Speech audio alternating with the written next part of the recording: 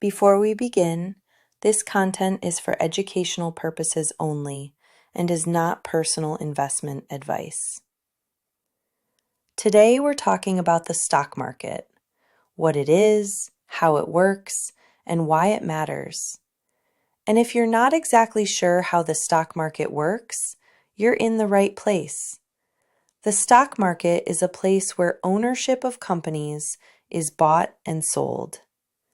When a company wants to raise money to grow, to expand, hire, or develop new products, it can sell small pieces of itself to the public.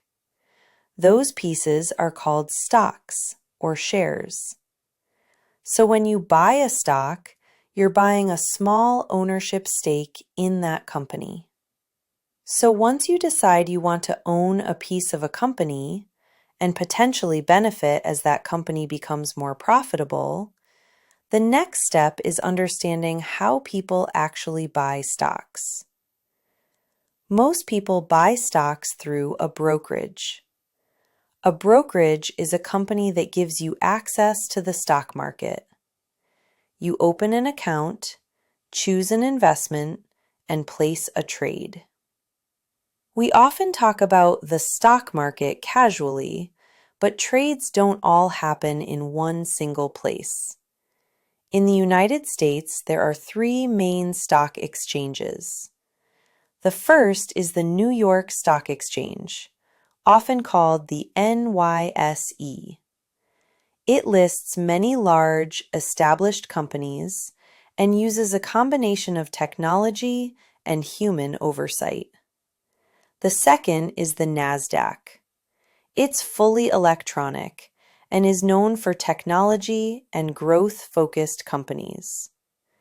And the third is the NYSE American, which lists smaller and developing companies. The company you invest in determines where its stock trades. Your brokerage routes your order to the correct exchange based on what you're buying, the trade is completed, and the stock appears in your account. Now let's talk about how money is actually made or lost in the stock market, which starts with understanding volatility. Volatility is the natural movement of stock prices up or down over time. Stock prices don't move in a straight line. That movement, prices rising and falling, is volatility. For example, a company's stock might start the week at $50, rise to $55 after strong earnings news, drop to $52 if the broader market pulls back, and end the week at $54.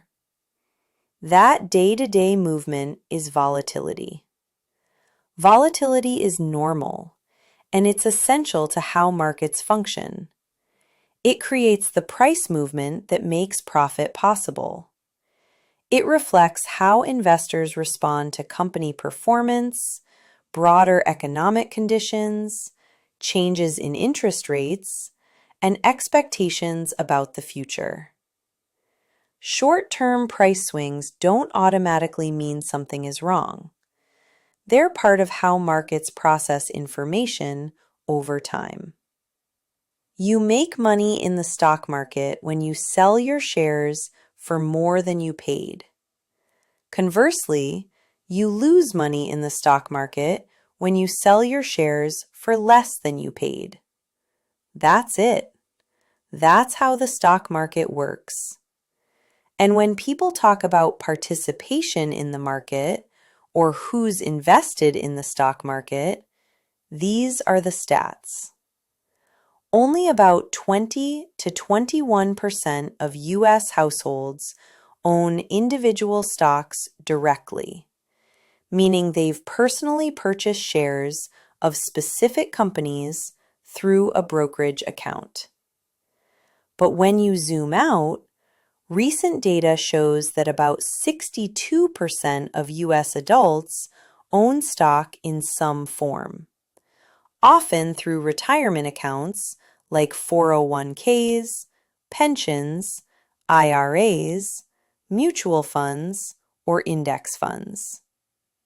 This distinction matters because even if you've never selected a stock yourself or invested directly, your money may already be exposed to the stock market through a retirement plan or financial institution. So, as you can see, the stock market has broad impact. And that's why it's so important to understand how it works. Understanding the stock market also matters because it's one of the most important ways the average person can build long-term wealth with time and consistency. At its core, the stock market is a system. And once you understand the system, it becomes much easier to understand how investing works. If you want to go deeper, visit moneydearest.blog. If this content was helpful, please like and subscribe. I'm glad you're here. Be well.